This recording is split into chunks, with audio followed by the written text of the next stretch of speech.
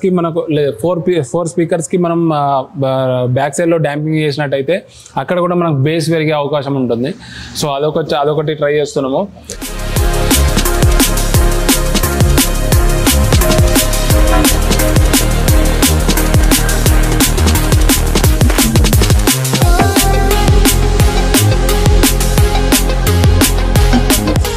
So ఇప్పుడు మనం బానెట్లో damping చేయబోతున్నాము. సో ఇప్పుడు మనకు నార్మల్గా క్యాబిన్లో డాంపింగ్కి ఇంకా బానెట్లో డాంపింగ్కి డిఫరెన్స్ ఏంటంటే ఆ షీట్కి ఈ షీట్కి డిఫరెంట్గా ఉంటుంది. ఎందుకంటే ఆ సైజులో కానీ ఆ సైజ్ ఏమో చిన్నగా వస్తుంది, ఈ సైజ్ బానెట్కి సరిపడే వస్తుంది. ఇంకోటి ఏంటి చెప్పుకోవాలంటే దీంట్లో మనం చూసుకున్నట్టయితే ఇంతకుముందు మీకు చూపించిన దాంట్లో డాంపింగ్లో మనం చూసుకున్నట్టయితే డాంబర్ విత్ అదెసివ్ వస్తుంది, దానిపైన అల్యూమినియం షీట్ వస్తుంది. కానీ దీంట్లో ఏమవుతుందంటే అల్యూమినియం షీట్ కి బ్యాక్ సైడ్ లో ఫోమ్ వస్తుంది.